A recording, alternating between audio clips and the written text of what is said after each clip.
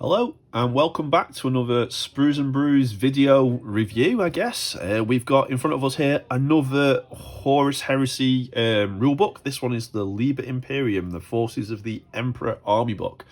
So firstly, thank you to Games Workshop for sending Sprues and Brews a copy of this book to review. We've been really looking forward to this one. So we've been playing a few games with the new Horus Heresy edition. I've got my Imperial Fists army. Matt's got his Sons of Horus and Emperor's Children. But I've been really looking forward to having a look through this one, particularly the Legio Custodes rules that are inside. So in this book we basically get four sort of new army list, really. I think there's two factions, the Agents of the Emperor and the Imperial Army, and within those factions we get the Legio Custodes army list, the Silent Sisterhood army list, the Solar Auxilia army list, and then there's a section for the Officio Assassinorum, which isn't really an army list, but it includes a bunch of units that you can include in other loyalist armies. So what we'll do is we'll get straight in. So on the website we've got a full written review of this book, so you can go there if you prefer to read the review, or you can stay here and we can have a quick flick through the pages. So here we've got the contents page. So yeah, as you can see, we've got the Legio Custodes, Sisters of Silence, Solar Auxilia, and the Officio Assassinorum. And like the other Horus Heresy rulebooks, there are some additional sections in here. So we get a little bit at the beginning about army construction, force organisation charts, the allied charts. And then at the back of the book, we've got the sort of supplementary rules. So the new units, war gear, weapons, that kind of thing. Some of the special rules and things are in there as well.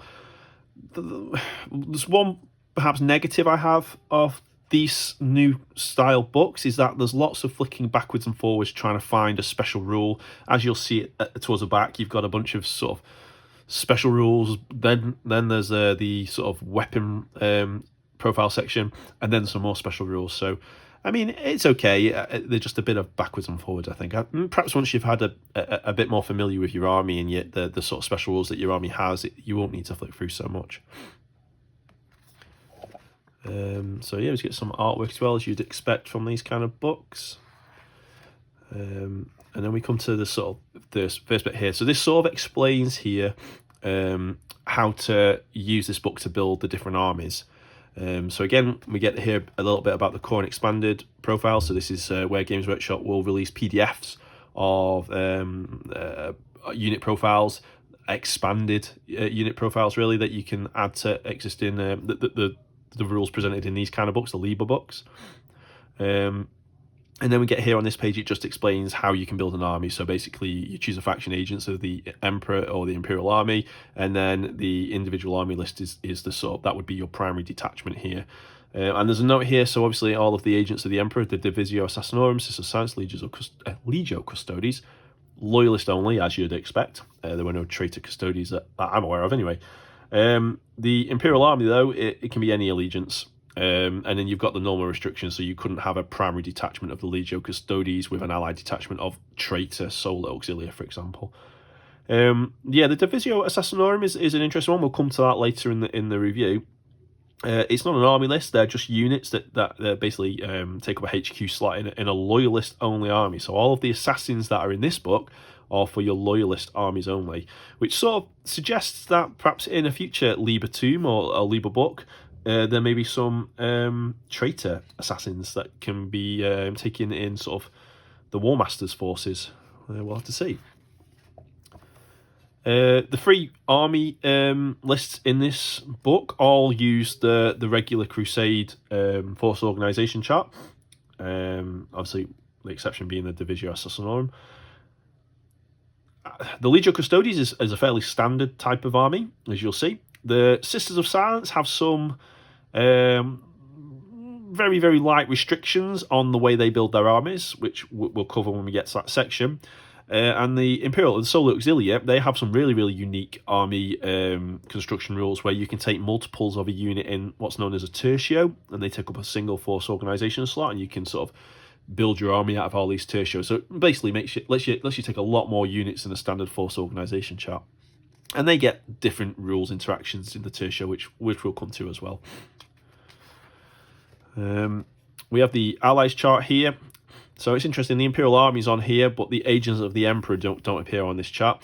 There's a little note here that says basically agents of the Emperor are sworn brothers with any loyalist force, which is interesting because that allows you to, join characters to units in your allied detachment and things like this, or vice versa.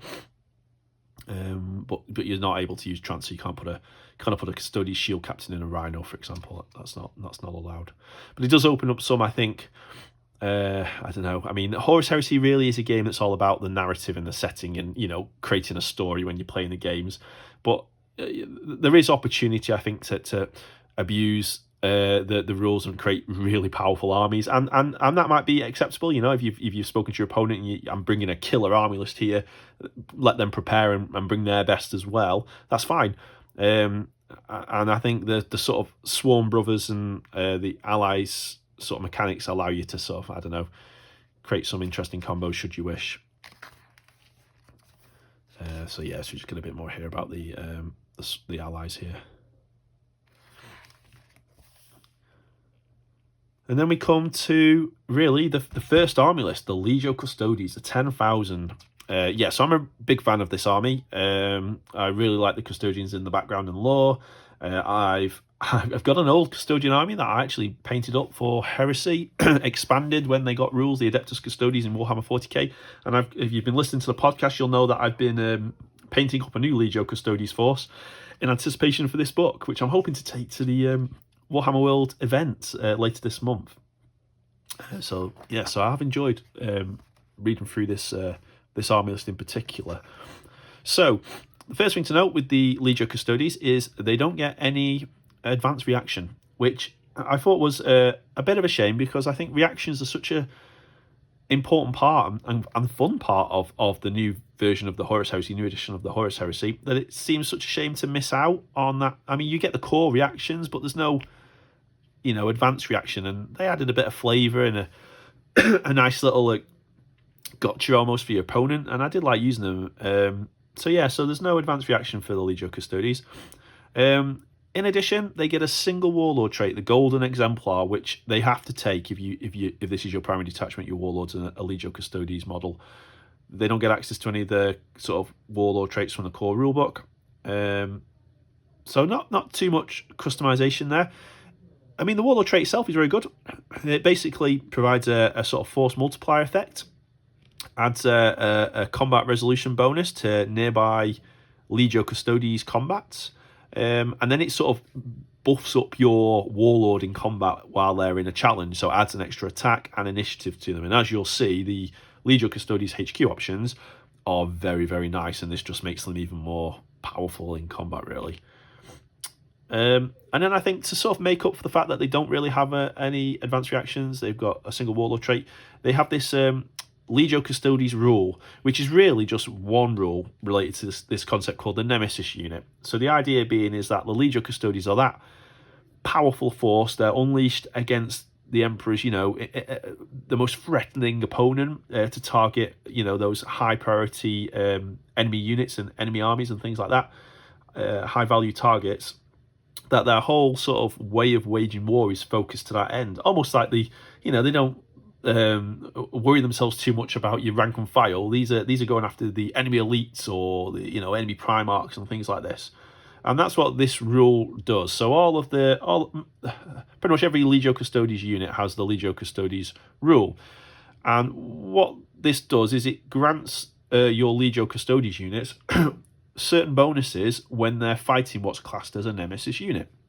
And a Nemesis unit, as you can see here, is any sort of elite unit in the enemy's army. So this is a unit that is either a Primarch, a Dreadnought, Monstrous, Reinforced, Bombard, Demon, Corrupted, Super Heavy, Unique, or Knight.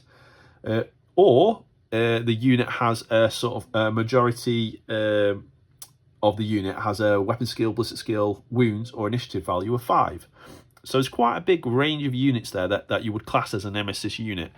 Elite Terminator, Retinues, Dreadnoughts, Primarchs, some of the Demon stuff. So, and what that basically does... and also the enemy's Warlord as well, sorry. What that means is that when you're fighting a Nemesis unit in combat, your Legio Custodes unit will get +1 attack. They also get a +1 bonus to their charge rolls when they're trying to charge one of those Nemesis units. And on top of that, they will never require better than a 4+. So that, you know, the lowest they'll need to hit that particular unit in combat is a 4+. There's a little bit of a caveat here that if you're fighting just a Primarch, a unit consisting solely of a Primarch, or you're fighting a Primarch in a challenge, that particular bonus doesn't apply. If you're fighting a unit that's got a Primarch attached to it, though, you would still hit the Primarch on a 4+ if you were outside of a challenge. So that's really the only caveat. As you'll see when we get to the sort of unit profiles themselves, even your standard Legio Custodes Custodian Guard with a Guardian Spear is getting a bonkers amount of attacks against Nemesis units, really high quality attacks as well. So that's your sort of main army rule. And it's interesting that that's always in effect. You don't need to have charged or anything like that. It's as long as you're fighting that Nemesis unit in combat, you're getting those bonuses. Oh, sorry. And then we come to the first thing that made me go, oh, wow, okay. So Constantine Valdor is a Primarch. So I don't think he's technically a Primarch, but for rules purposes, he's counted as a Primarch. So this is important because obviously there are sort of army construction rules that you have to consider when you include a Primarch in your force. There's a certain percentage of your points can be given over to Primarchs and Lords of War. And the Legio Custodes have access to 2 Lords of War in their big flyers. So, you know, if you wanted to include Constantine Valdor, you're going to have to maybe forfeit the inclusion of one of those Lords of War as well. That said, the Primarch unit type does give Constantine Valdor a lot of advantages. Eternal Warrior, he's immune to any stat degradations. He gets the precision hits and precision strikes. It will not die. All the stuff that Primarchs usually get. And as you can see, his stat line there, whilst not Primarch level, is still very, very good. If he's in your army, he's your Warlord, so he's also getting that +1 attack and +1 initiative when fighting in a challenge. And why would you not want Constantine Valdor fighting in a challenge? Lightning Blows, I think people will probably remember if you had the previous version of the Legio Custodes for the first edition of the Horus Heresy game. This is like an exploding 6 hit mechanic type thing. So if you roll a 6 to hit, you get to make an extra attack. He is the only Legio Custodes unit that has that rule now, so it's not like an army-wide rule. You know, I think there was like preternatural something ability or something, which is there was like a weapon skill modification you could apply when you're or initiative mod. That's gone. The sodality rules, I think, was to do with the unit coherency. That is still here, so you can see the unit type is skirmish. All of the Legio Custodes have that unit type skirmish, which allows them to remain in coherency at 3 inches rather than 2, and they get the bonuses to the cover saves. But Lightning Blows is not a common trait across all of the units. It's just this one Constantine Valdor that has that. You can see that he's got some of the sort of previous upgrades baked in. So the Array Strike, and a lot of the units have this Array Strike or Array Strike, which is cool. Basically, if you've got a unit on the board with this piece of war gear, you're forcing the opponent to add 1 to their rolls when they're checking to see if their deep strike or outflanking assaults are disordered. So that's pretty useful. The Misericord, I don't know how you pronounce this, but this is the little dagger that all the custodians wield. This is now changed. It's basically a strength 4 AP nothing melee weapon that inflicts instant death. You may find some use for it. I'm not sure. It's a shame that his Apollyon Spear is a specialist weapon, so you get the extra attack from that, but never mind. And on that, so we'll look at the Apollyon Spear. So this is seeing some changes as well. Still very, very nice. Strength +2, so he's hitting at strength 7. AP 2. Lightning Blows is repeated. It doesn't stack, but you know it's there twice. Murder Strike 4+, so he's inflicting instant death on a 4+, which was very similar to the previous rules. The only thing I think that's missing is he doesn't force the opponent to reroll invulnerable saves anymore, which was a very, very strong ability, to be fair. He gets counterattack.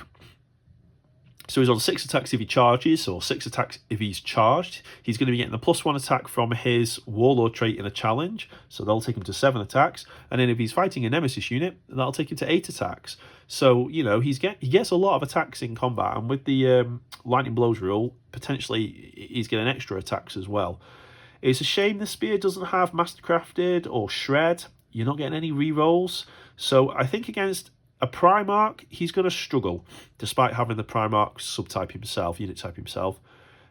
He has a high weapon skill 7. He's got initiative 7, which will go up to initiative 6, which goes to initiative 7 in a challenge. So I think he can certainly hold his own against a Primarch. Whether he will eventually come out on top in a fight against Primarchs like Horus and things like this, I don't think he will. But that's to be expected, I guess. And he is a bit cheaper than other Primarchs. He does have a 3+ invulnerable save, though, which, you know, that's quite a rare thing in Horus Heresy, and, you know, just makes him a little bit more defensive. But yeah, I really like him. I really like the model as well, actually, Constantine Valdor model. The last thing to talk about here is the Teleport Transponder Array, which is an expensive upgrade, 125 points. So he used to have some similar kind of teleport transponder type rules in the previous rules, and now he's got this one. So what this does, this piece of war gear, and it's an option also on the Tribune, which is one of the HQ choices we get. It allows you, it basically gives Constantine Valdor the Deep Strike rule, and it allows you to give the Deep Strike rule to up to 3 other Custodian infantry units as well. So, you know, you can put together a formidable Deep Strike assault with this piece of war gear here. So that's Constantine Valdor. Then we get the 2 HQ options. So, you know, you're going to have to include one of these in addition to Valdor if you want to build that kind of list. The Tribune is really nice. So the Tribune also gets Eternal Warrior. This rule here, the Tribune of the Golden Legion, is just this has to be a Warlord if Constantine Valdor isn't in the army. You can see he's got a really nice stat line, which is very similar to the Shield Captain. I think just a pip of weapon skill, and I think that's it. All the attacks the same, leadership same. The Shield Captain's only 3 wounds, whereas the Tribune is 4 wounds. But he's nice. Expensive though, 300, and for an extra 50 points, you know, perhaps I can see Valdor and a regular Shield Captain in the list, or your Tribune and a Shield Captain. But perhaps a Tribune and Valdor is probably a bit too much there. You know, 750 points in just 2 models. Gets a similar selection of war gear. The Guardian Spear, I'll flick forward shortly and show you the rules for the Guardian Spear and the rest of the Custodian weapons, actually. But you can see here access to all of the sort of Custodian weapons, including the Teleport Transponder piece of war gear as well. One thing that is on here that's new is the Meridian Swords, which are a really cool weapon option. They're basically a sword that you can use in 3 different ways. They have 3 different attack profiles. So you've got a profile that's really good against sort of like a horde or multiple models. You've got a single blow that you can make, which is like strength 10, AP 1, causes instant death. Crazy sort of one-shot thing for taking things down. Or you can use a more balanced fighting style where it's basically like a regular Guardian Spear in that regard. The Heteran Guard, when we come to them, come equipped with them as standard. The Shield Captain also gets access to this. You'll see as well they also have the Auric Battle Plate. So whereas Constantine Valdor had the 2+ save, 3+ invulnerable, this Auric Battle Plate is a 2+ save with a 4+ invulnerable. The regular Custodians have... we'll see, I can't remember what the name of the armour is now. But it's... a 2+ armor save and a 6+ invulnerable, and then there are a few units like the Venatari, the jump pack Custodians, and the jet bikes, which wear an even lighter version of that armor, which is a 3+ save and a 6+ invulnerable. But yeah, when we get to towards the end of the Legio Custodes section, I'll skip forward and we can have a look at some of the weapon options. They are quite nice. Here are the Heteran Guards, expensive unit, 225, 3 wounds each, but other than that they have a very similar stat line to your regular Custodians. 4 attacks. Obviously against Nemesis units that's going up to 5 attacks. They get access to the full range of sort of Custodian weaponry there, including the Presidium Shields, which now give you a 5+ invulnerable save, and they basically count as you can't use 2-handed weapons with more claim and extra attack for having 2 combat weapons. The Magister and Vexilla, I think, we'll skip forward. It gives you like a leadership reroll. And I think it also gives you a combat resolution bonus as well to nearby units. The Solarite Power Gauntlets and Power Talents, and you can also take the pair of them as well. They're really nice weapons. Basically, the Power Gauntlet's like a strength 10 AP 1 Power Fist with the Unwieldy. You'll see as well they've got access to a Guardian Axe, which I think is a new weapon option for the Horus Heresy. The Guardian Axe gives you +3 strength, I believe, but it's unwieldy. Compared to the Guardian Spears, +1 strength, and the Guardian Spear has Reaping Blow as well. All the weapons are AP 2, which is great. You know, you're taking down Terminators and Power Armor. And then you get the like Melter Spear, the Adraphic Spear. Adraphic weapons, a bit risky on Custodians. They have the Gets Hot rule. And actually, talking of Adraphic, we've got the equivalent Terminators here. These you can swap their Lastrum Storm Mortars for the twin-linked Adraphic Destructor, which I think is probably this is the safest unit to take your Adraphic weaponry on, I reckon. And like I say, we'll have a look at the weapon profile shortly. You can see as well the Head Terran Guard, they get frag grenades, melter bombs, and you would have noticed on the other two units there, and we'll see on the remaining units as well, with the exception of the Terminators, they all get frag grenades and melter bombs. So, you know, the addition of the melter was quite useful if you get stuck in combat with well, Dreadnoughts have wounds now, don't they, I suppose? So, yeah, that gives you a bit of anti-tank, I guess. Chosen Warriors as well. All the units have Chosen Warriors, which is gives you a lot of options when you're accepting challenges. The equivalent Terminators are nice. These have a 4+ invulnerable save, and they don't have any of the sort of negatives associated with the Cataphractii Terminator plate. So a more advanced version of that armour. They have the Deep Strike rule. No, they don't have the Deep Strike rule. Wow, I thought they did. So you would be relying on this teleport transponder if you wanted to Deep Strike the equivalent Terminators in. We get the first of the Contemptor Dreadnoughts. So I was excited to see what these look like now. Obviously with the changes to the way Dreadnoughts, their profile with the wounds and toughness, and this thing is really, really good. It's a Legio Custodes, so it's getting the benefits of Nemesis. So against other Dreadnoughts, it's getting that extra attack. It's already a higher weapon skill than other Contemptors. So, you know, it's definitely got the edge. It does have a Gravis Power Fist with built-in Lastrum Stormbolter, so that gives you access to that brutal special rule, which is important when you're fighting units like Dreadnoughts. You can take multiple wounds off with a single swing. The Achilles Dread Spear, I believe, is a Strength 12 AP2 weapon. We can double-check when we get to the weapons section in a moment. But that's really useful for... I think it has Exo Shock as well. Really useful for taking out enemy armour. So yeah, I like the Contemptor Achilles Dreadnought. And then we get there's two troops choice basically. This is the first of the troops choice. This unit, Custodian Guard Squad. So these are your spear or axe armored custodians, and you also get the Sentinel Guard Squad as well, the sword and shield. These are your two line options. I like these though. Auric Warplate. There's a 2+, 6+ invulnerable save. The Guardian Spears that they have access to as standard, these are assault weapons at range. So I think they're assault 2, strength 5, AP 4, maybe with shred. We can come and check in a moment. And then in combat, they're +1 strength AP 2. They have Reaping Blow, so they're getting 4 attacks base, 5 attacks on the charge, 6 attacks against the Nemesis unit, and then with Reaping Blow +1, I think you get an extra attack if you're fighting multiple models. So, you know, a unit of 3 are getting, 16 attacks or something like that, a lot of attacks. So a very good troops choice. They get access to the Magister Vexel as well, should you wish it, and the different spear options and the Guardian Axe. And then yeah, this is the Sentinel Guard Squad. So these are very similar, but they get the Sentinel Warblades and Precision Shields. Sentinel Warblades, they're still AP2, but there's no strength bonus on those. Interestingly though, these guys can take the Solarite Power Talons and Power Gauntlets, and you can have a whole unit of Solarite Power Gauntlets and Precision Shields, which is quite a nice loadout really for them. We've got the Cronus Grav Carrier here, so this is the sort of dedicated transport for the Custodians. Yeah, it's quite cool. Rear armor 10, so you've got to make sure that you're protecting that rear armor. That's where it's most vulnerable. It does have an inbuilt flare shield, deep strike outflank, and a capacity of 18, but bear in mind that your regular Custodes is a bulky 3, so you can get 6 Custodians in here.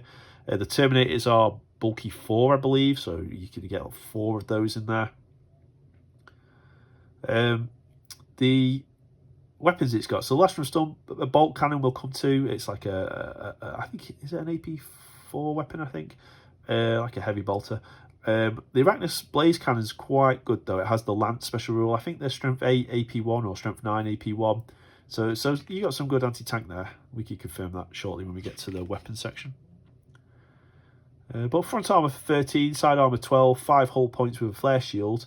Very fast as well, 16 inches. No assault, so you can't assault out of it. And like I say, you just have to make sure you sort of protect that rear facing armour there.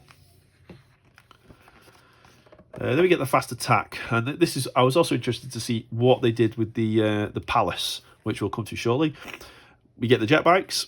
The jet bikes are really nice. So these remind me a little bit of the Golden Keshik with their special spears. The what's the name of the lance they've got? Solarite Power Lance, very similar to that Golden Keshik spear. Sudden Strike 3. It's got a good strength, AP1. Very, very strong weapon. These guys have 3 wounds each as well, rather than 2. But they do, you can see, only a 3+ save. They do have a 6+ invulnerable though.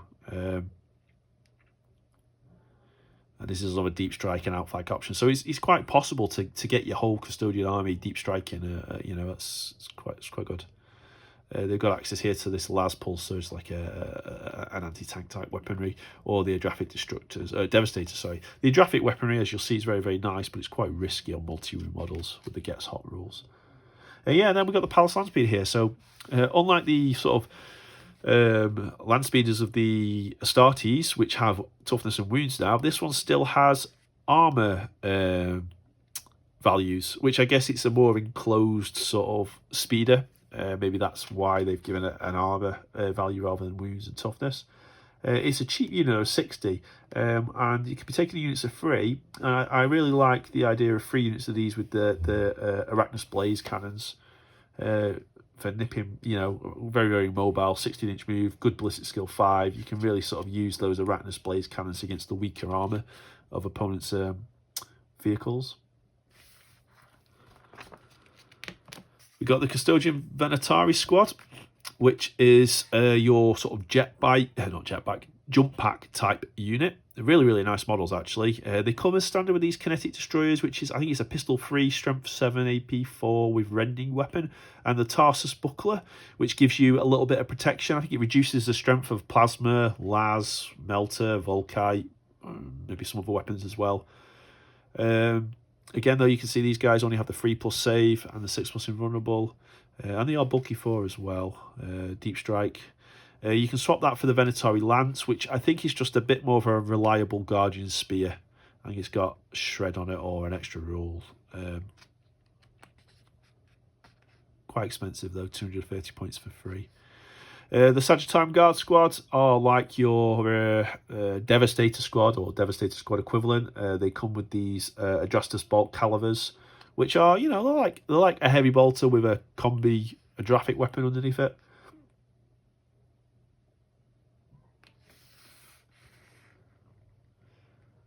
I do like the models for those, but in my eye, a Custodian isn't a Custodian unless they've got a spear, so I haven't got any in my army list. The Caladius Grav Tank, or Caladius Grav Tank. I really like this. I really like the model, and I actually think that this is a nice little unit for 225 points. Ballistic skill 5, 4 hull points and an inbuilt flare shield, 13 at the front and side, and it's a tougher armour at the rear as well, 11 over the Coronis Grav Carrier.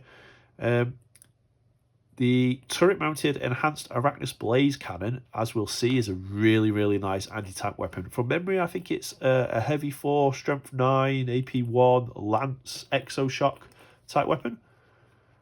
Really, really, and you know, I mean, outside of the dreadnoughts, this is the thing you're going to be looking at to take down enemy armor.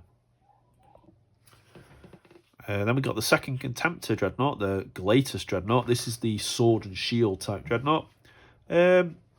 I think I prefer the Contemptor Achilles. This one, obviously, Dreadnoughts are tough, and Dreadnoughts with 4+ invulnerable saves and weapon skill 6 are even tougher. So it's a good sort of line anchoring unit that you can sort of build a battle line around. I think the opponent's going to struggle to take this thing down.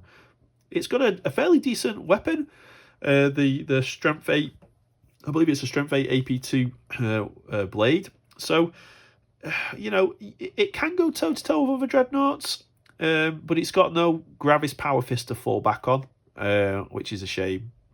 I think this guy is more suited for taking down enemy Terminators with its Strength 8 weapon causing instant death and things like that. The Precision Shield is nice though. That 4+ invulnerable save is quite cool. And this is also a very nice model. I think it was one of the first Legio Custodes models they ever released, actually. I remember picking up the latest Dreadnought at an open day. I'm sure I did. The Telemon Heavy Dreadnought. So, yes, this is also a nice unit. Super tough. Weapon skill 6, Strength 8, Toughness 8, Wounds 8, a 2+ save and a 5+ invulnerable save. Very, very, very tough unit to shift. It's obviously benefiting from the Nemesis rule, so extra attacks against Nemesis units, charge bonuses against Nemesis units.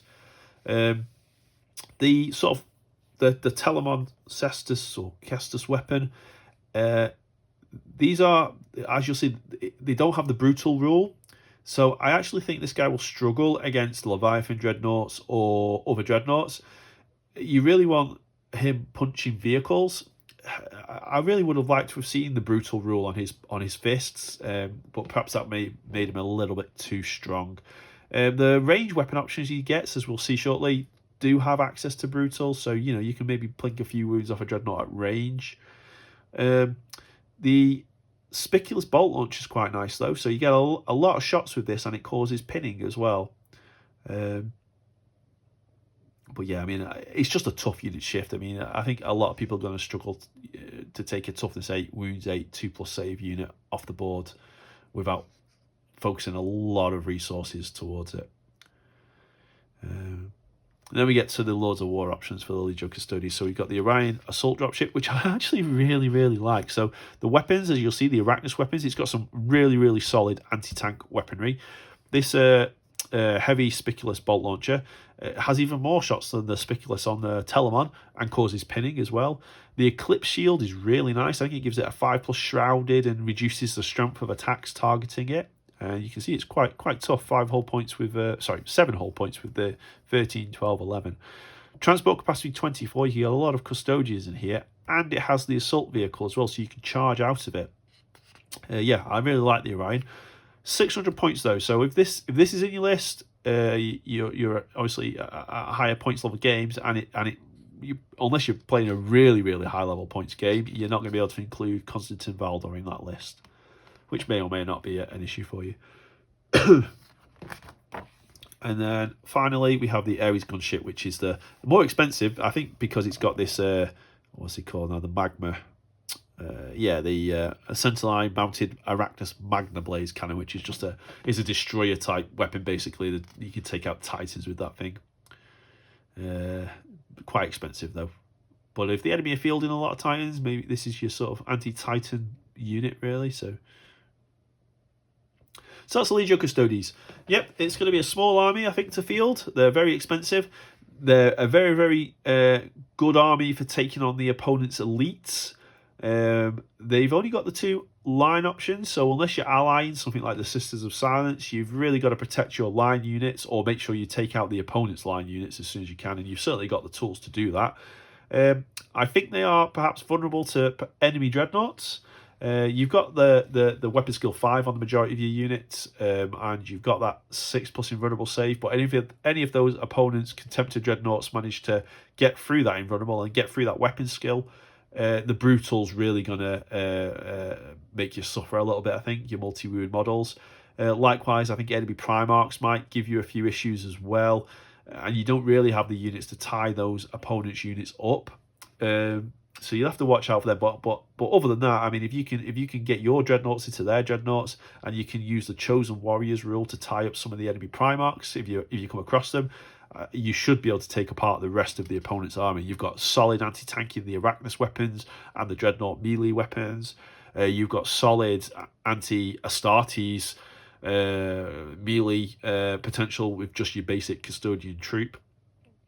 So yeah, it's cool. And I think what we'll do is, while the Legio Custodes are fresh in our mind, we will just skip forward a little bit and we will take a quick look at some of the weapons. So if we go for the Lastron weapons here, you can see Strength 5, AP 4, but they have the Shred rule. So, you know, you're getting more wounds through. What else have we got on here that looks like the Spickless Bolt Launcher? You can see a lot of shots. 8 on the regular one that's on the Telemon, 12 on the Ares, and that causes pinning. And really, this is your only access to pinning as well. So that's something you got to think about. The opponents making their reactions to your charges, your shooting. You don't have a lot of options for shutting that down outside of the Spickless launchers, really. You can see here when I was talking about the Brutal, we've got a bit of Brutal on the Iliastus weaponry. So the Telemon can take these, and I think the Caladius can take these as well. Well, that's it. There's your Kinetic Destroyer. This is the pistol that the Venatari have, the jump pack guys. Here we've got nothing there that's a custodian weapon. On the Las weapon, you can see the Arachnus weapons here. So the Storm Cannon, so this is on the Telemon. Strength 8, AP1, but it has the Lance and Exoshock rule. And then you've got the Enhanced Arachnus Blaze Cannon, which is a really nice weapon on the Caladius Grab Tank. Strength 9, AP1, Heavy 4, Lance, Exoshock 6+. So yeah, your Arachnus weapons really are your anti-tank weapons. This Corvée Las Pulsar. So I thought actually this was a good anti-tank weapon.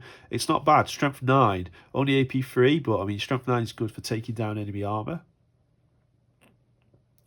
These are the Infernus flame weapons. So the Infernus Incinerator is on the Galatus Dreadnought. The Fire Pike is available to the Aquilian Terminators. The Infernus Firebomb Clusters. This is the bomb that the Ares drops.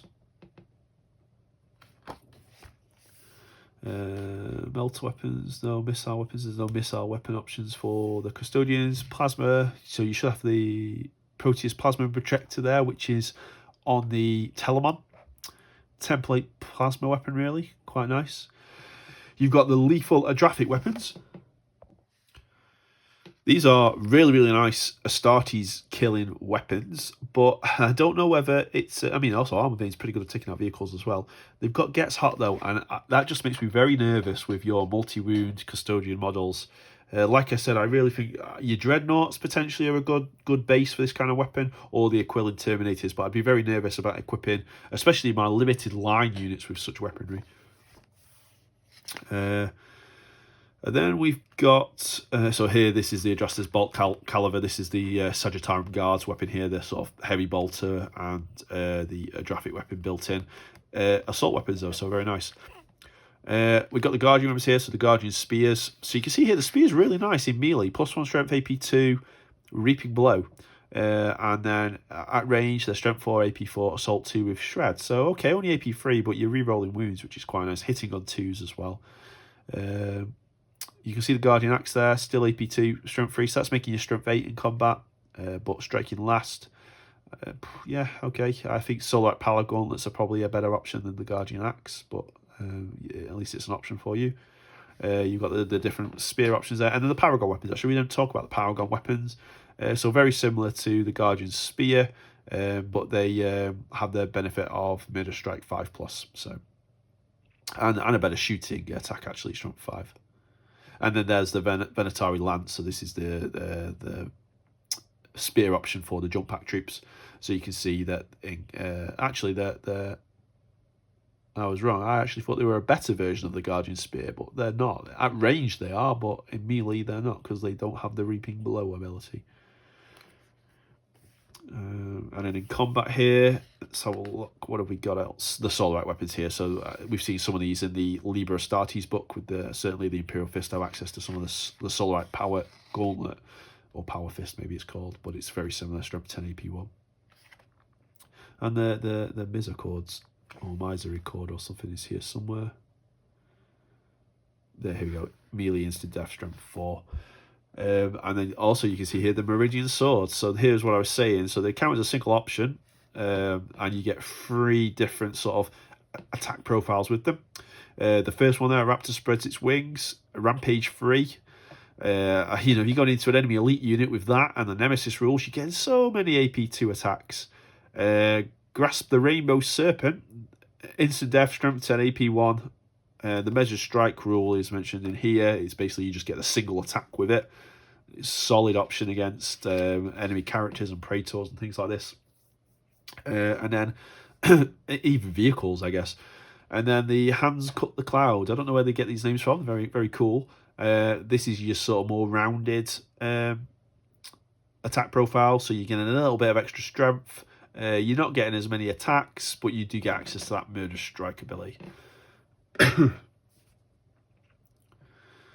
Okay, so that's the Legio Custodes.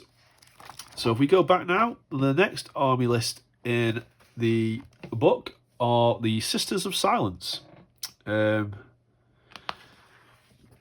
These also do not get access to an advanced reaction, which again I think is a shame. I would have loved to have seen something special, even if it was tailored towards, you know, the particular type of enemy unit, a demon or a psyker or something like that. But anyway, there you go. They don't get an advanced reaction. What they do get, though, is they get a few more warlord trait options, as we'll come to. And they also have a sort of a twist on the force organization chart. So basically, all of the Sisters of Silence units have this Sisters of Silence Sisterhood rule. And basically, each unit belongs to a particular chamber, be that the Chamber of Vigilance, the Chamber of Oblivion, or the Chamber of Judgment. With the exception of the Chamber of Vigilance, you can include up to 3 units from that particular chamber for each HQ option you have for that chamber. So if I have a HQ option which has the Chamber of Judgment special rule or unit type, I can include 3 other Chamber of Judgment units in my army. Likewise for Oblivion. The only exception is the Chamber of Vigilance, which there's no such restriction, so you can include as many Chamber of Vigilance units as you wish in your army.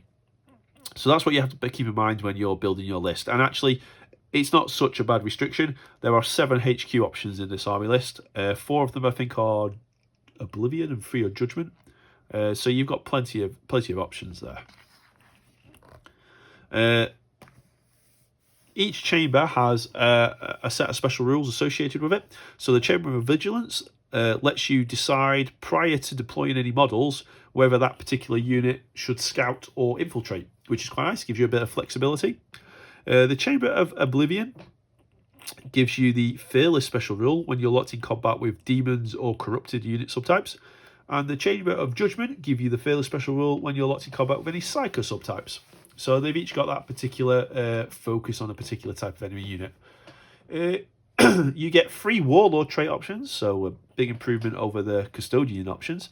And actually, these are really, really good. So the first thing they do is each warlord trait gives you an additional reaction in a particular phase. So this one gives you an additional reaction in the assault phase, shooting phase, and movement phase. They also have some extra abilities. So the Maiden of Blood, for example, allows you to strike again, make it an extra attack with every model in the warlord's unit at the end of the combat. So you basically get an extra attack. There's a chance you suffer some wounds, so you roll a dice. You basically suffer D6 wounds without an AP value, and then you make your extra attacks.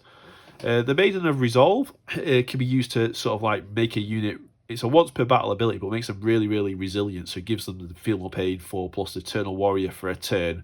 But you have to sacrifice your movement, and you can't use any sort of movement-based reactions either. If you're on an objective, you've got to make sure you hold that objective for that turn. You could trigger this Warlord trait, 4+ Feel No Pain, Eternal Warrior. It's pretty good. The Maiden of Sorrow, basically, as your Warlord or the Warlord unit takes wounds, they get extra attacks. So I think it's like 1 extra attack if they've been wounded that turn, and then the attack disappears at the end of the turn. So I think my favourite is the Maiden of Resolve. I think this is a really, really useful sort of thing to hold in your back pocket. You know, your win game is by holding objectives, and the Maiden of Resolve can certainly help you hold that objective. So, The first HQ option is Janisha Kroll, and unlike the Legio Custodes, she's not a Primarch. She belongs to the Chamber of Oblivion, so she will unlock 3 Chamber of Oblivion units. She also has a unique Warlord trait, the Soulless Queen, and what this does, on top of other things, is it adds an extra 2 units, so she can unlock 5 Oblivion units, really. So that's pretty cool. Her Warlord trait there just gives her, and I think it gives her the unit, the preferred enemy against Psykers, Demons, and Corruptors. So she's like a jack of all trades, Sister of Silence. And if there's no type of those units in the opponent's army, you can give 3 units infiltrate in your army. So obviously infiltrate's an option for the Chamber of Vigilance, but this will allow you to infiltrate with Chambers of Oblivion or Chambers of Judgment type units as well. As you see, she's got a ton of special rules, including Eternal Warrior, which I quite like.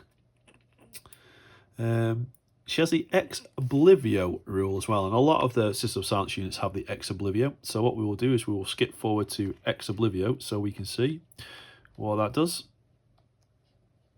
Ex Oblivio. So yeah, this is a really, really good one.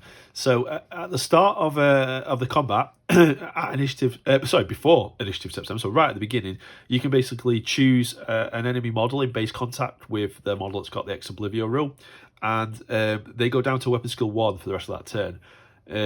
You roll a dice, and I think on a 1 you take a wound that can't be saved. So you've been busy sort of distracting that particular enemy model, and you've been wounded in the process.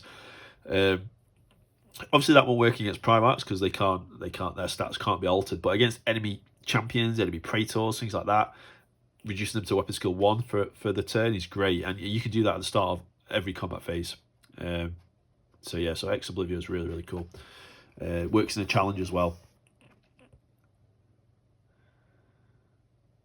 Psych Out grenades are really nice. The Psych Out grenades, basically you charge a unit, they cannot make any reactions, so they don't make any overwatch and things like that. You can see the Sword of Oblivion there, quite a nice weapon. AP 1, very cool. She's striking at strength 5. She's initiative 6 with Duelist Edge, instant death on a 5+. So she's okay actually, and I think with a Ex Oblivio ability, pretty high weapon skill, she can take on Space Marine characters.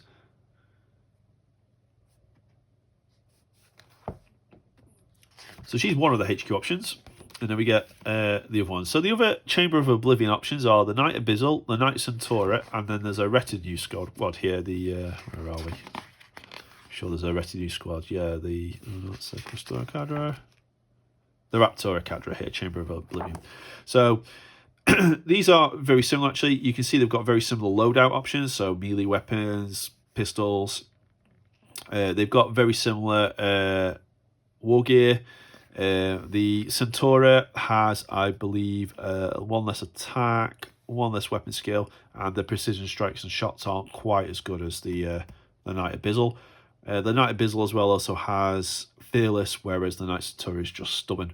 Other than that, they're very, very similar to each other. They both have the Ex Oblivio as well, which is a really, really cool ability.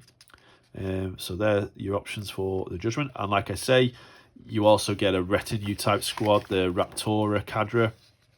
You can see them there. Pretty standard 2 wound sister squad basically. They come base with these execution blades, which I believe are AP3 power weapons, maybe with a strength bonus as well. I think they're 2-handed. Access to the Augury scanners and Nuncio Voxes, which is very, very handy. And they have the Chosen Warrior, which is quite common for retinues. So that's the Judgment options. Oblivion options.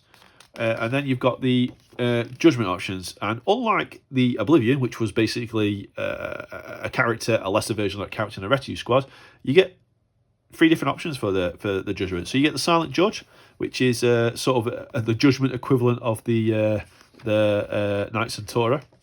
But has access to some better range weapons, really. So you get access to the Adraphic Destructors, really, really nice weapons, and the Vratine Grenade Launcher. So the Vratine type weapons basically have a rule called Psy Shock, which inflict perils of the warp against Psykers and Corrupted and Demons, I think. Compression tanks are also really cool. I'm not sure it's well, 5 points isn't a bad price to pay. They basically they're the one-use item that add +2 to the strength of any flamer attacks for that turn. So really useful on units that can be equipped with like a ton of flamers, I think. The Excrucia Armatus, Distort Field, and Spectral Cloak are really, really cool.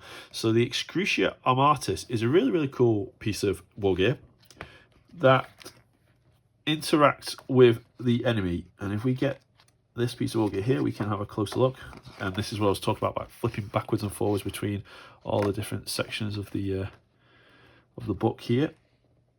So there we go, the Excrucia Armatus. So basically, when you declare a charge or you shoot an enemy unit, they cannot declare any reactions against the models if they've got this Excrucia Armatus, which is really, really cool. Unless they're fearless or stubborn, which there's a lot of fearless and stubborn around, but against regular units, vehicles, for example, you can use the Excrucia Armatus to sort of lock down their reaction capability. In addition, if an army includes one or more models with an Excrucia Armatus, then the Slay the Warlord's secondary objective is worth an additional victory point. So these are like torturers sort of tools, I think, that they're wearing. They sort of terrify the opponent. The Distort Field is a bit like I think it's the Night Lords or the Raven Guard ability. It adds 6 inches to the range of enemy attacks, so you get that extra 6 inches away from the opponent. And you also get a 6+ rule save and a 5+ rule save against shooting attacks. And then the Spectral Cloaks, I think that's in this section, so we can look at it. Yeah, so we've got the cloak here. Again, messes with the sort of targeting of enemy attacks, adds 6 inches to the actual range. It'd be interesting whether that stacks with the Distort Field, I'm not sure. And then there's something here. In addition, when attacked by a weapon with the Barrage special rule, a unit including one or more models with a Spectral Cloak is always treated as though it's out of line of sight. Okay, go back to the Sisters of Silence section. So that was the Silent Judge. The Silent Fury is a bit different. It's mounted on a jet bike, so the Arrhenius jet bike, which is quite nice. It also has a Distort Field, doesn't have the Excrucia Armatus, but it does have access to some more heavy weapons. So it's got a snare cannon, a needle cannon, and an Adraphic Destructor. So we'll look at those weapon profiles towards the end.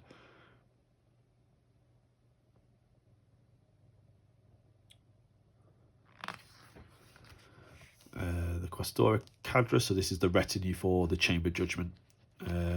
But again, it's very, very similar to the other retinue squad for the Oblivion there, sort of an elite stat line, 2 wounds, access to a variety of sort of special weapons. They come with the Ratine Bolters, so the Raptora Cadre, Execution Blades and Bolt Pistols Bolters, so these are your combat sisters, and these ones here are your range ones. So the Ratine Bolters, again, are just like regular bolters, but with this Side Shock ability as well. Okay, we get the elites. So we get the Knight Vestal Covenant, which is an interesting elite option. So these are basically like Astartes Apothecaries. They're independent characters. You can buy them in a unit of 3. You have to deploy them together, but then after that they can separate off. And they've got the access to that. Well, they could base with the Narthasium there, so that's the they're like Apothecaries really.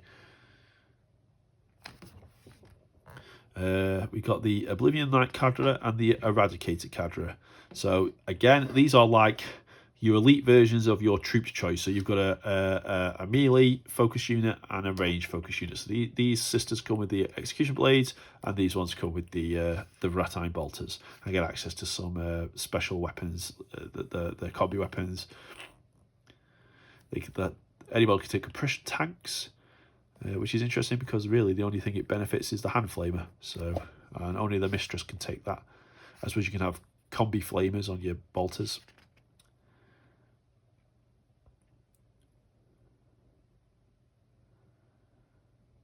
Okay, and then the troops, the prosecutors and vigilators are basically very similar to the elite units we saw there, a melee focused unit and a ranged unit.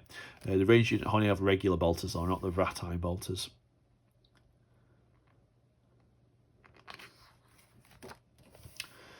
This is the very unique transport for the Sisters of Silence. Really, yeah, there is a heavy support slot option really with some access to some missile launchers, but this is really your anti-tank. The Ratine missile launchers really they're offering you a little bit of anti-tank. The Hellion and the heavy cannon array is an anti-infantry weapon. Deep strike as well, outflank, pretty cool. Assault vehicle, if only the Custodians had that.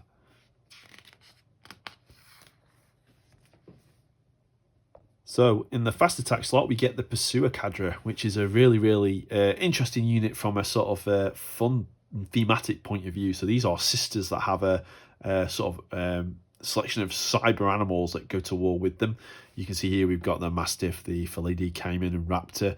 They've got individual special rules, Furious Charge, Rage, Final Pain. You can build a really nice looking unit using these rules. I'm not sure how effective they are in terms of you know, their combat prowess, or you know how effective they are in your army, but certainly they're going to look really good on the battlefield. We also get the Firebrand Cadre. These are a really good candidate for those compression tanks because they come equipped with flamers as standard. Put these in a transport with the compression tanks, jump them out, and activate the flamers with the compression tanks, and you know that's they get the +2 strength to that attack. The Subjugator Cadre are the new jet bike unit with access to some heavier weapons. The Needle Cannon, which is a good weapon for inflicting pinning, and we'll look at the profiles of these shortly. You have up to 7 of them, so 10 of them in a unit as well. I do like those. The Termite Assault Drill, so we've seen this before, fast attack option for the Sisters of Silence. Some more sort of anti-tank capability there. And then on the heavy support section, we get the Sanctioner Cadre, who have these Nemesis bolters. So Nemesis bolters are great in this edition of Horus Heresy for inflicting pinning. They can upgrade them to Ratine Nemesis bolters, so they get access to that Psi Shock ability. Also, they've got access to the Augury Scanner as well, so you can use the Interceptor reaction and things like this. Marked for Death, I think, lets you choose an enemy unit and you get advantage. You can reroll wounds or reroll wound rolls of 1 against that particular unit. And the Expurgator Cadre, or like your heavy support squad equivalent. And here you can equip them all with the Ratine missile launchers if you need some more anti-tank, Graphic Destructors, or the Snare Cannons. And that rounds out the list. One other thing to mention, actually, which I forgot to mention at the beginning, is this Anathema special rule, which is quite a big rule, actually. So let's flick to the back, and we can see this Anathema subtype here. Basically, what this does is it means the unit is immune to any psychic attack or psychic power, whether it be that positive or negative psychic power. Any wounds, any attacks with a psychic weapon or a force weapon just fails to wound them. They inflict a -1 leadership penalty on enemy units within 6 inches, which goes to -2 if that unit is corrupted or demon. Just corrupted, sorry. And actually, that leadership penalty is to all units, not just enemy units, so you have to be careful who you put these next to. And I believe it says here that the stubborn special rule does not protect you against that leadership penalty either.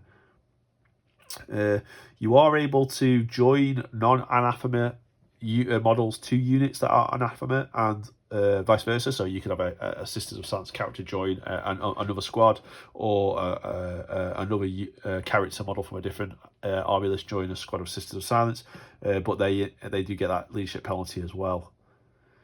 So that's the Anathema subtype. I should have shown you that at the beginning, actually, so sorry about that. But yeah, most as you'll see, pretty much all of the Sisters of Silence have this anathema subtype. Not the vehicles, of course, anathema. Okay, and if we go back and we can have a look at some of the weapon profiles as well. So I know they've got like snare guns and proto lashes and things like this, so we can have a quick look through. So what have we got? We've got a lot of these are the Imperial Army weapons here. So Ratine Bolter there, so 18 inches, strength 4, AP5 with Psyshock. And all the Ratine weapons just add that Psyshock. We've got the Ratine grenade launcher, again, just like regular grenades, although they can fire out the Psych-out grenades, which have Psyshock. Needle weapons, so the needle cannon there, heavy 4, poison 3+, really cool. Only strength 2, but, you know, poison 3+ is good, but pinning. And then we've got, they don't have much las weaponry in the Sisters of Silence army list. You got the different flamers there, but we've all seen a flamer before. The Ratine missile launchers are on here somewhere. Yep, there. So just like regular missile launchers, but you get the option for the Psych-out with Psyshock. Graphic weapons as well. And the snare guns there that have this entangle rule, which is a new special rule. So let's have a quick look what entangle does. This is where I'm flicking backwards and forwards again, trying to find entangle. It's this way. So there's entangle there, quite a big rule. Attack that has this special rule does not roll to wound using the normal rules. Instead, roll to wound comparing the attack strength to the target strength. If any attack with this special rule inflict wounds, do not make armor saves. Instead, each wound inflicted with this special rule reduces the movement characteristic of all models by the number in brackets to a minimum of 1. So you can slow down enemy units with that. Okay. And then on the melee weapons here, so the custodian melee weapons, we've got the proto lashes around somewhere. Maybe it's an exotic weapon. Yeah, Proteus Noro lash, +3 strength, deflag rate, quite cool. What else have we got? We got the execution blades, haven't we? I think that's a power weapon. Execution blade, +2 strength, AP3, rending 6+. So that's a really nice weapon, actually. You know, potential there to take on Terminators as well. So that's the Sisters of Silence, which brings us on to the third army list in the book, the Solar Auxilia. So, as the book progresses, the army list sort of construction mechanics get more and more complex, as you'll see. So, first thing to note with the Solar Auxilia army list is that they sort of get a unique advanced reaction. Not quite, but almost. So they have this tertio mechanic. And what you'll see in the army list is that there are basically tertio unit choices. So there might be a tertio infantry option or a tertio armoured option. And basically what this allows you to do is select 3 of those units. So a tertio infantry could have 3 sort of infantry units in one tertio slot. They take up one force organisation slot. They have to be deployed within formation of each other. So I think formation is 3 inches, but after that point, they're free to split up. So you've got an armoured tertio, you'd have potentially 3 tanks. The 3 tanks would have to start in formation with each other, but then as the game starts, they could separate off. And tertio provides a couple of bonuses. When a unit in a tertio formation declares a reaction, every unit in that tertio sort of grouping that is in formation can also participate in that reaction. So, for example, if you're returning fire with a Leman Russ, all of the other Leman Russes in that tertio grouping that are within formation can also return fire. You know, that's pretty good. And that it's not an advanced reaction, so it's not a once per game thing. It's if you maintain those tertio formations, you can benefit from that every time you declare a reaction. So that's a really unique sort of you know, mechanic there for the Imperial Army. I really like it. The other sort of special rule or mechanic that the Imperial Army, the Solo Auxilia, have is this cohort doctrines. So some units in the army list, as you'll see, I think it's mainly the HQ options, have this combat doctrine special rule. And what that allows you to do is, as long as you've got a unit in your army that has the combat doctrine rule, you can choose to use a cohort doctrine for your detachment, your army. And there's quite a few different cohort doctrine options, as you'll see, and they apply different rules. Sometimes they change the force organization or army building sort of rules around a little bit, provide different bonuses. They've got restrictions, but you'll see as we go here. So as you see, you've got 1, 2, 3, 4, 5, 6, 7, 8. So a lot of cohort doctrines, which add a little bit of flavour. And basically, I think the idea behind these are that the Solo Auxilia force has basically recruited from around the solar system, around the galaxy, and has incorporated a lot of type of battlefield tactics and strategies from different worlds and different regiments and things like that. And they can basically make use of that sort of experience and knowledge in their own sort of battle plans and their own tactics. So I don't want to go through all of these. As you can see, there's a lot here.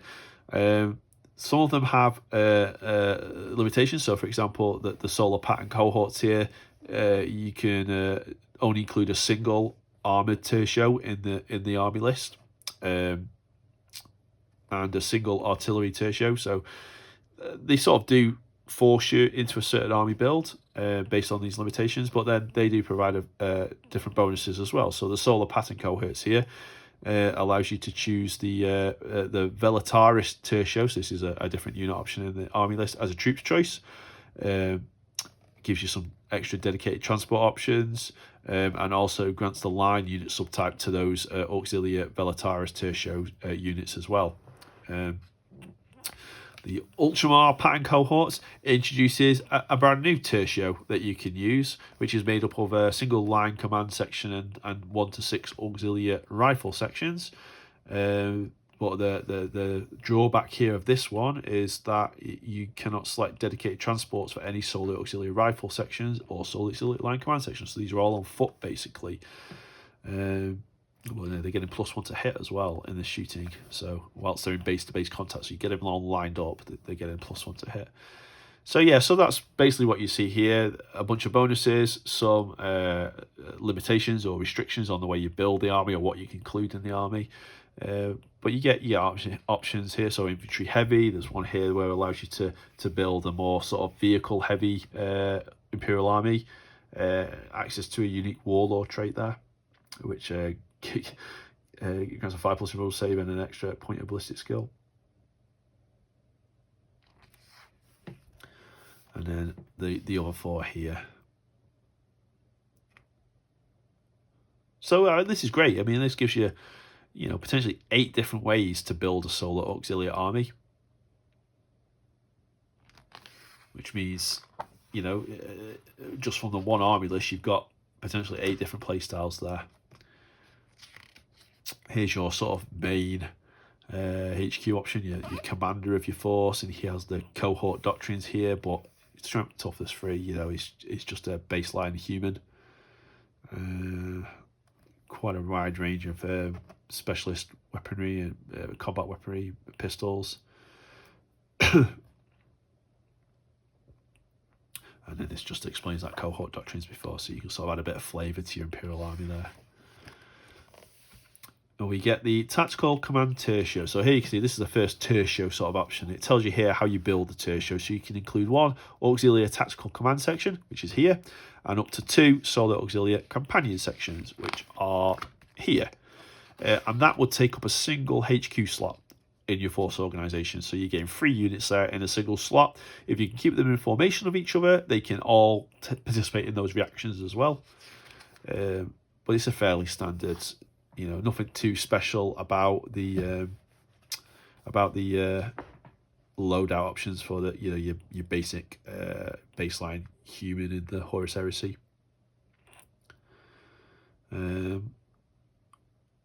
We've got here some different unit types here. So close order.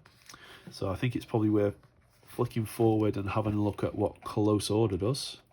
Assassin subtype.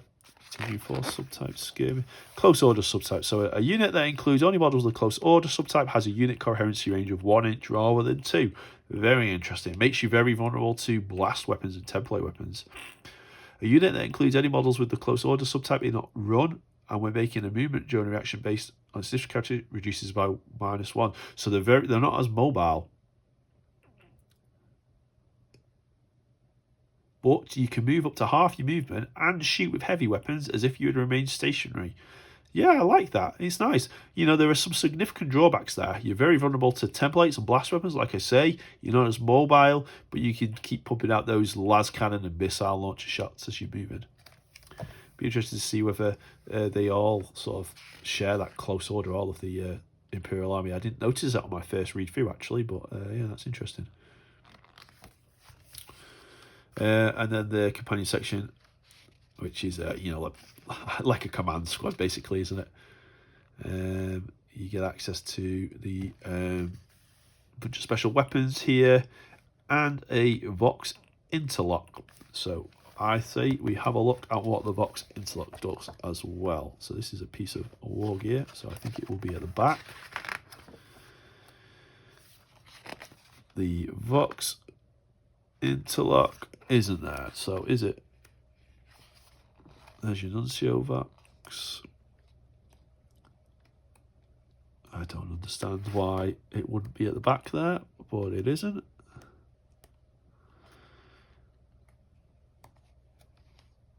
And it's not there either. I am confused. It's definitely a piece of war gear.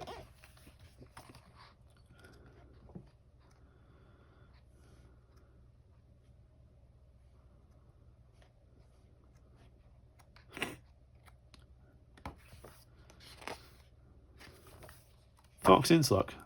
Why is it V? Command Vox? I don't know. Okay, so Vox interlock. Any friendly unit that includes at least one model with a Vox interlock may choose to use the leadership value of any model in a friendly unit with a command Vox.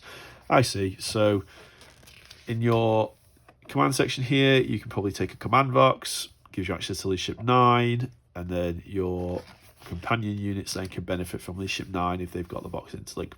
Yep, okay, fair enough.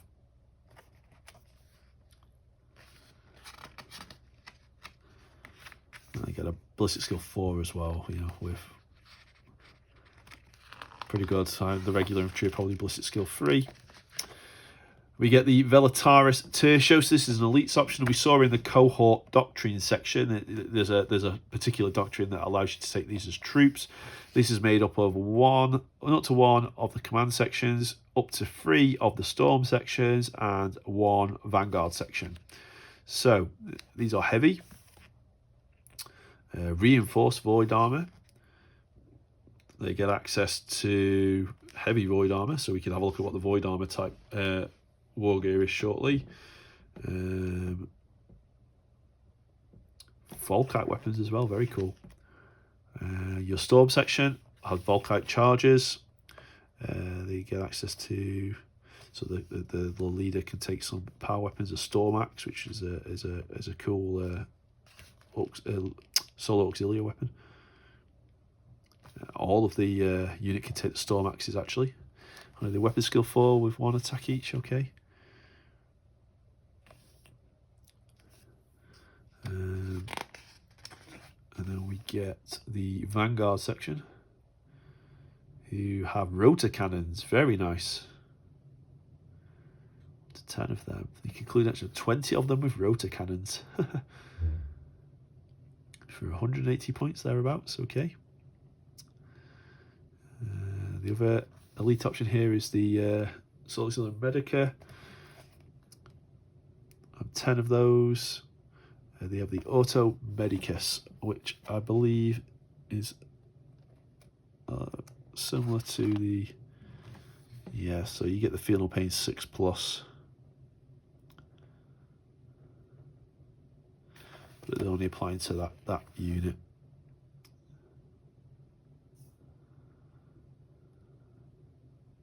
But they have the Medica Support Special Rule, which I wonder whether that will allow you to sort of somehow apply feeling or pain to Medica support. An auxiliary Medica detachment selected as any other unit before the first turn. Any models deployed battlefield, all models in it's going to be assigned to that. So they're basically apothecaries. You can add these models to other squads. Okay.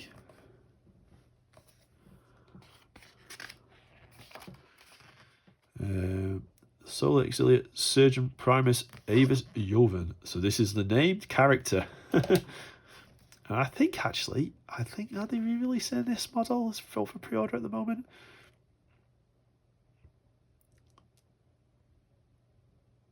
This auto gurney here, really cool. So once per turn, when a friendly model within 12 inches is removed as a casualty in either the movement or shooting phase, the controller may choose to roll a d6 and consult the table below. On a 1, the model is not removed, remains in play with a single wound, must be removed from play at the end of the next player's turn, but gets a +1 to its strength and attacks characteristics. Or you can, manage to save him and it just comes back with a single wound. Or comes back on a 6, comes back with all the wounds. I like that. And this is where you can sort of play around with your allies and things. It's just a friendly model. So I assume if you've got Constantine Valdor or a Primarch, I don't know, does that interact with that? I wouldn't have thought so. I can't imagine how a lowly baseline human apothecary is able to restore Gilliman back to life. Imagine if the Eldar can do it. Maybe Surgeon Primus Avis Joven can as well.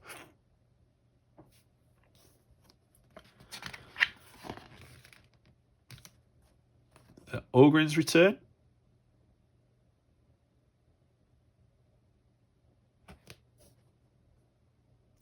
Shrimp toughness 5. Almost custodians. We get an auxiliary infantry tertio. So this is a troops choice here. It's made of 1 command section and 1 to 3 rifle sections. So this is your command squad and a regular troop section. These have line, close order as well. Keep that in mind. They are cheap. And they get access to the usual array of close combat weapons and pistols.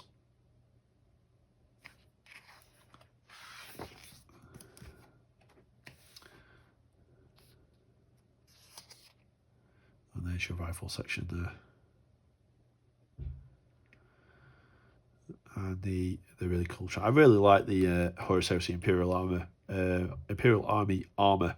Really, really sort of nice, distinct aesthetic. You can take a flare shield. Okay. We got the Aurochs transport as well. And the Arvis transport, which is that the flyer? Yes, it is.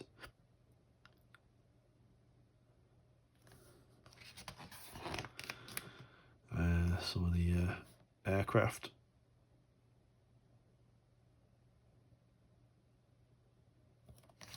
Divisio Aeronautica, very cool.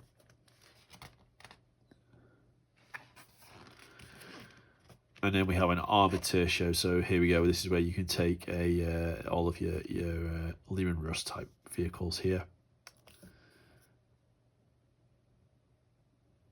Interesting, they have outflank. So the auxiliary command tank. So we can check this special rule.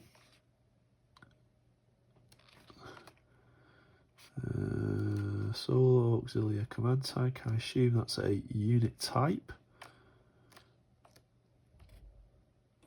So auxiliary command tank. There we go. A model with this special rule is selected as a separate unit, but during deployment must be assigned to another unit and may not be deployed as a separate unit. A model with this special rule is selected as a separate unit, but during deployment must be assigned to another unit and may not be deployed as a separate unit. Okay. If multiple property units are available, the controller player chooses which unit a model with this special rule is assigned to. Once assigned to a unit, a model with this special rule counts as part of that unit and may not leave it. Okay, is that it? Okay, I'll have to probably read that one again. I'm not quite sure what that means.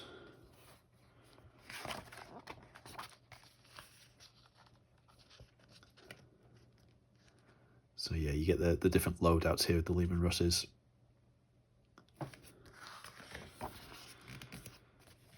And the Assault Squadron here. These are your Leman Russ Demolisher. It's part of the Tertio, so this is yeah, here we go. So you can either use the Leman Russ Strike Squadron or the Solar Auxilia Squadron. So you got your standard Leman Russ Battle Tank or your Leman Russ Destroyer, Demolisher. And you can have three, up to three in any combination.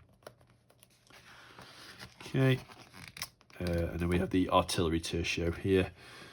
Again, a command section. I assume do they have? Okay, so this is an infantry unit here. And then, oh, you get the Rapier batteries or the Tarantula sentry batteries here. So I always thought it was going to be like the Basilisk and things, but it's not. Okay, Tarantula and Rapier, so pretty standard here. Las cannons and things like that, we sort of know what they are.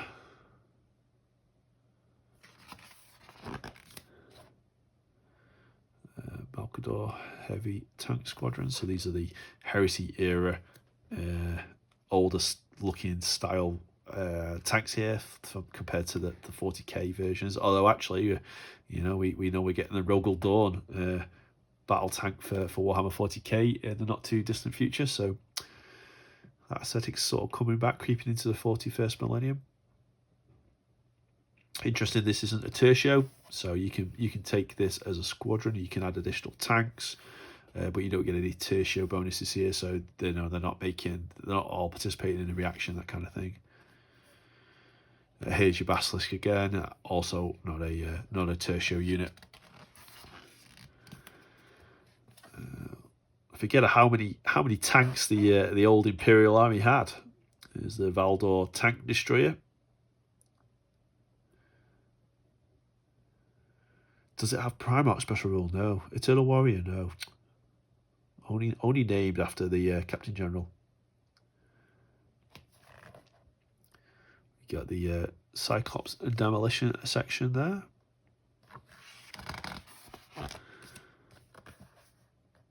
The Infernus Squadron. So this is your sort of the Flamer, is it? Yep, the heavy Inferno cannon.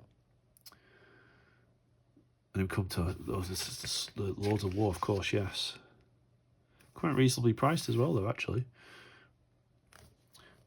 Stormhammer, so these are sort of like the Beyblade type super heavies now. And there we go. That's all of the Imperial Army. So what we can do is we can flick through and we can just have a quick nose through some of the weapon profiles.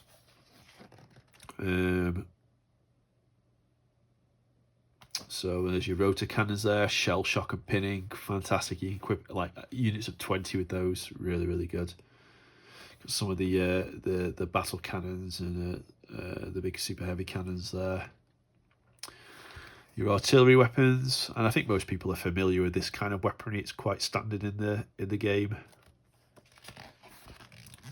And a lot of this, really, the interesting stuff is the Sisters of Silence and Custodian weapons. But it's useful just to have a look as well through, you know, there's stuff in here that we won't have seen in the Liber Astartes or Liber Hereticus books.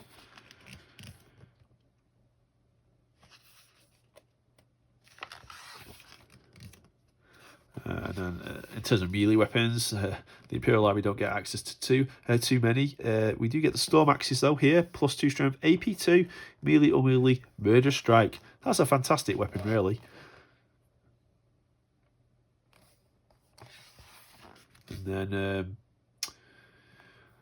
terms of war gear, we got access to some Void Armour and Heavy Void Armour, which I think is probably worth taking a look at. Void Armour, Reinforced Void Armour, and Heavy Void Armour. You got a 4+ save. If you've got the Heavy unit subtype with Reinforced Void Armour, and Heavy Void Armour confirms a 3+ save. And any model with a Heavy Void Armour also gains the Heavy unit subtype. Okay, which I think the Heavy unit subtype is giving you some bonuses against blast weapons, is it? I think template weapons, reroll armor saves. Okay, so that's the Imperial Army. And then we come to the last section, which is the Officio Assassinorum. So yeah, so as I was saying at the beginning, this isn't really an army list. What this is a selection of 7 different assassins that you can include in a loyalist army as a HQ option.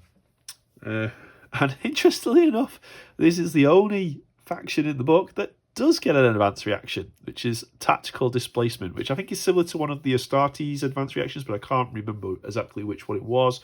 Basically, if one of your assassins is the target of a shooting attack, you get to basically move the assassin, and you can, I think it's double his initiative or something like that. You can move them out of line of sight, and then the attack's wasted then. So, you know, it's quite good for keeping these units alive, and, you know, the enemy obviously will want to take these guys out of range because a lot of them are deadly in close combat. And this advanced reaction just lets you get the jump. It lets you move closer to the opponent, out of line of sight. Yeah, it's a nice one.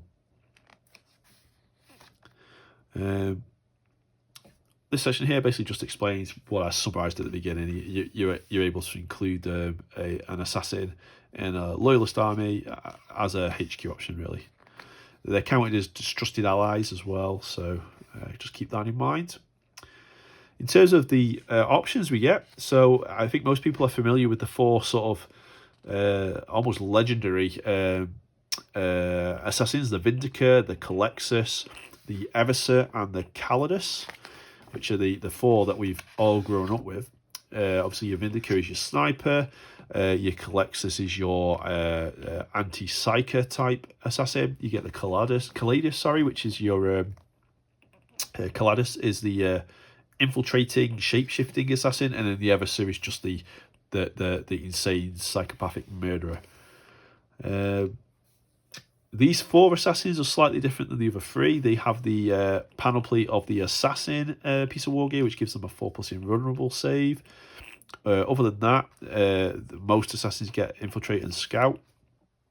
And you can see as well in the unit type, they have assassin.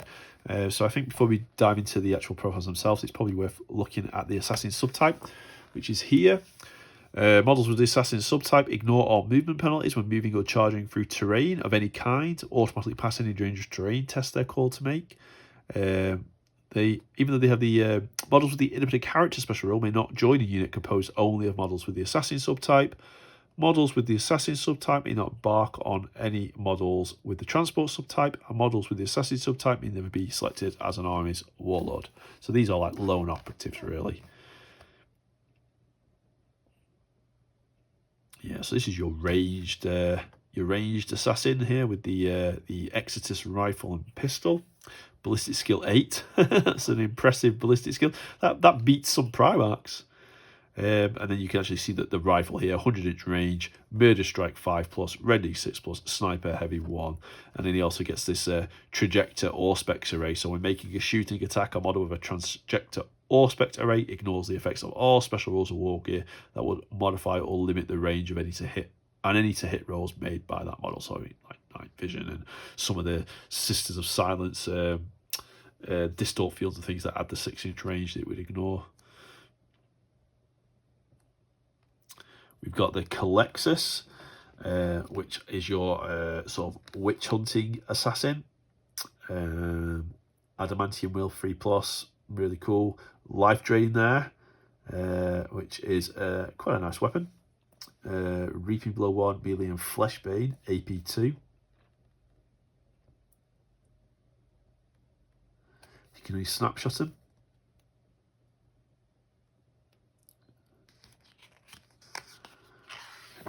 We've got the Calidus assassin here, who has the legendary Fade sword, which has phase shift on a wound roll of 6+. The target model automatically suffers a wound with armor saves, invulnerable saves, damage mitigation allowed. This rule has no effect on models that do not have a toughness characteristic. That's a very, very nice weapon.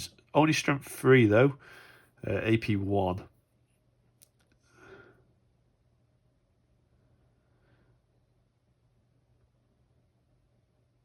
Polymorphine. So as long as you've not made a shooting attack, you're an ineligible target. You cannot be targeted with shooting attacks, charges, or reactions of any kind.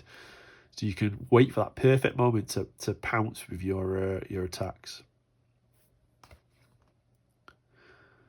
And the Synaptic Disruptor as well on the Nora Shredder there has a chance of bypassing damage mitigation and vulnerable saves as well. And then the Everser is, like I say, your sort of berserker, tearing into squads of Astartes there with his AP3. Friends and Rage. You can choose to temporarily increase your attacks characteristic by 3. When you roll into hit for a model that has had its attacks characteristic increased to this manner, for each unmodified result of 1, the attacking model immediately suffers a wound, unless you can make an armor save of 4+. So it's pretty good. You know, you're getting 6 attacks there. It's got counter attacks, 7 attacks, melee, the power sword meter, so he's getting 8 attacks. Yeah, we've got the biological overload there, which is that's a really cool thing. Like when he dies, he just explodes and sprays all of these sort of chemicals all over the opponent. Really, really cool. AP3 as well, so you know he goes into an Astartes squad, rips a load of them up with his Nora Gauntlet, and then when they finally take him down, he takes a load more out by exploding. Then we come to the 3 new assassins, really, and yeah, like I was saying, I didn't think these had the panoply of assassin war gear item for the 4+ invulnerable save, but all but one of them does, so it's just the Infosight that doesn't. So the Adamus assassin then sort of fulfills a very similar role to the Vindicator, whereas the Vindicator is specializes in taking out enemy characters at range. The Adamus specializes in taking out enemy characters in melee, in particular in challenges with his blade. So he's got a couple of sort of special rules that help him do that. The first is a really, really cool weapon. The second thing he's got is the Death's Artisan and Decapitation Strike abilities. So Death's Artisan allows him to match his weapon skill and initiative to his opponent whilst he's in a challenge. So if he's fighting an enemy Primarch, for example, he's fighting with their weapon skill, their initiative. And the Decapitation Strike is a special single attack he can make, Strength 2, with Fleshbane, AP1, Murder Strike 2+. So, you know, against anything that hasn't got Eternal Warrior, you've got a good chance there of just slaying them in a single hit. So yeah, so like I say, it contrasts very well with the Vindicator there. Then we've got the Venenum, which is easy for me to say. This is the assassin that specialises in toxins and poisons, and really this assassin is best targeting those opponents that are relying perhaps on high toughness or multiple wounds as their primary form of defence. What I really like about this assassin is the Hook Fang and the Venom special rule. So this Hook Fang weapon is poison 3+, so it's wounding most things on a 3+, and when it does wound them, it applies a sort of damage over time effect. So when you suffer a wound from this weapon, at the start of every battle round, you roll a dice. On a 5+, you suffer another wound. No saves can be taken. So if you can get this wound of Primarch, for example, you're then doing these sort of wounds every turn to them, potentially.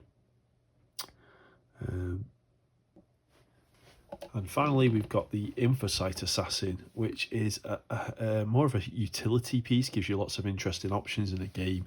The first thing is it's really, really good against enemy automata. So if you're fighting an Iron Hands, Iron Warriors, or Mechanicum army, really, really cool assassin to include. You get a really cool special shooting attack that you can use against automata, make a leadership test, choose an enemy automata, so a unit within 12 inches, and they suffer D3 wounds with no armor saves or damage mitigation rolls allowed.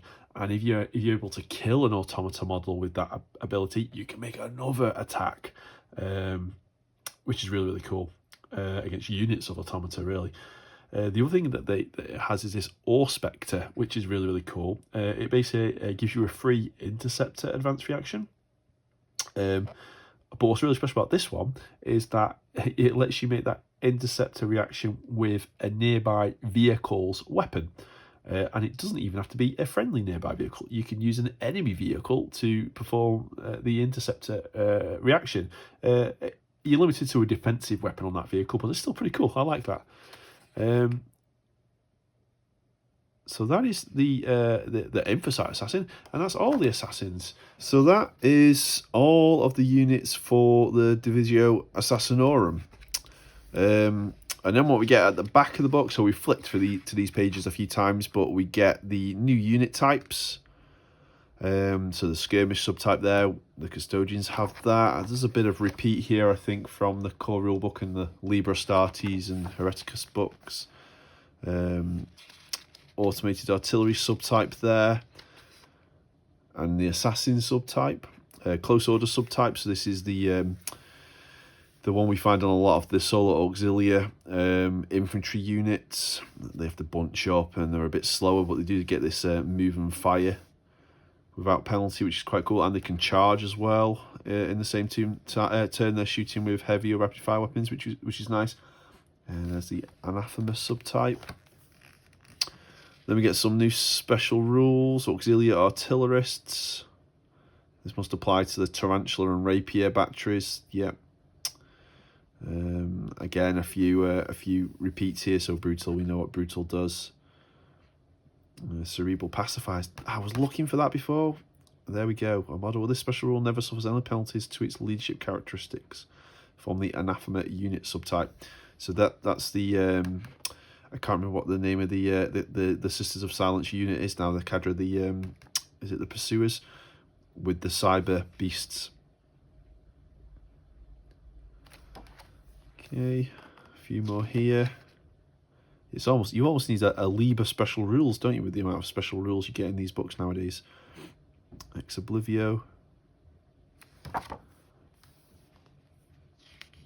And there's the Legio Custodes rule there as well, with the Nemesis sort of classification underneath it. Lightning Blows.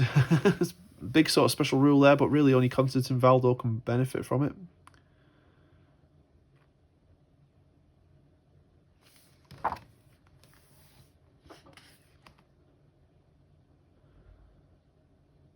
Subterranean Assault for the Termite Drill. And we get the Tertio explanation there as well. Then we have the weapons profiles. And we've been flicking to these pages as well throughout this video review, so a lot of this we've already seen. There are a few Custodes and Auxilia and Sisters of Silence specific weapons on here, like the Vratine stuff and obviously the Guardian weapons. But obviously there's a lot here as well, which we already know. Bolters and things like flamers. There's the Adraphic weapons. Really, really powerful weapons, but this gets hot. It's just it makes me really, really nervous about equipping custodians with those weapons. Outside of the Aquilian Terminators, obviously they've got their twin-linked version of it, which offers them a little bit of protection against the gets hot rule. Got the snare weapons there with the entangle special rule. Here are the Guardian weapons. So we get the Guardian axe now.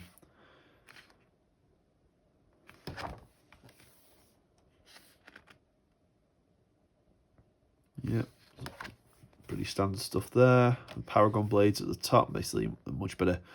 Well, yeah, they're very similar to the Guardian spears. But they have this murderous strike instead of the reaping blow.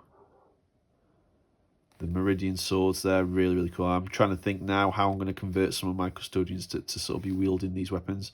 And I'm pretty sure in Master of Mankind, the book by Aaron Dembski-Bowden, the Horus Heresy book, I'm pretty sure when their Guardian spears are being reloaded by their serfs, they pull out the Meridian Swords. It's a really, really cool scene in the book. Get some more war gear here. So we've got the Arishrike. We mentioned this earlier in the review. It's sort of, as long as the model is on the table, you're interfering with the enemy's deep strike and flanking assaults.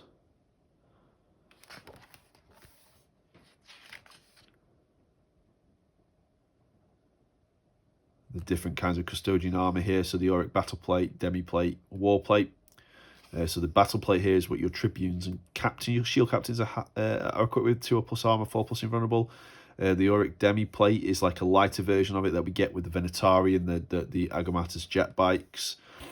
Just grants a 3+ armor save and a 6+ invulnerable. And then the Auric war plate is your standard custodian armor, 2+ armor save, 6+ invulnerable save. And then there's the Aquilian pattern Terminator armor as well.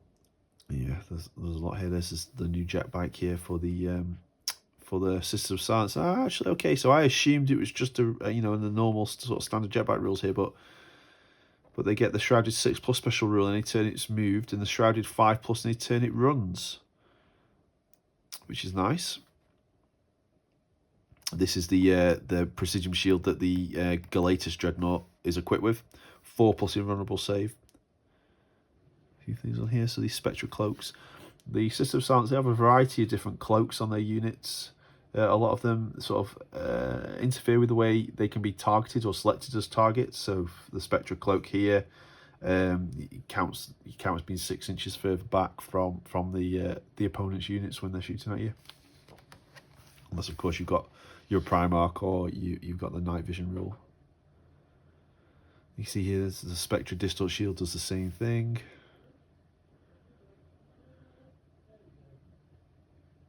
And we've got the other cloaks here, which just grant various invulnerable saves and protection against templates or blast weapons. And your Vratine armor, which is what most of the sisters have. That's just power armor, basically. Yeah, so that's the end of the sort of appendices section, really. And then we just get a bit of like a heraldry and sort of iconography of the different factions in this book. So we've got some of the Solar Auxilia there. And their vehicles. I really like this sort of gunmetal grey colour for the tanks as well. Some more Solar Auxilia representing the different cohorts.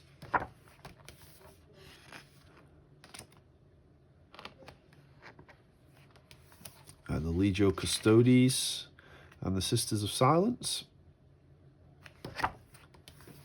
And their vehicles. And then a gallery of these units as well. The Primarch himself. I need to pick some of these bikes up as well. I do like these bikes, especially with their new Solarite Power Lances. Strength 10, AP 1, Sudden Strike 3. These are going to be amazing crashing into the side of vehicles, or well, any part of a vehicle, really. And then we've got the Sisters of Silence. And of course the new assassins as well. So we've got the Venenum Assassin, which you can see some pictures of that on the Spruce and Brews website. Matt's painted that one up recently. We've got the Infocyte, new one, and the Adamus there. And then the older ones as well. The only one's missing there is a Calexis, isn't it? And there we go. So we'll just flip right back to the start so we can have a look at the contents again and see what we've looked through. So yeah, so here we go. So we've had a look at the sort of the allies matrix and the sort of army list creation mechanics there at the beginning. You've got the Legio Custodes army list, all their units and their sort of army rules, Sisters of Silence, the Solar Auxilia army list, and then the sort of 7 Divisio Assassinorum assassins.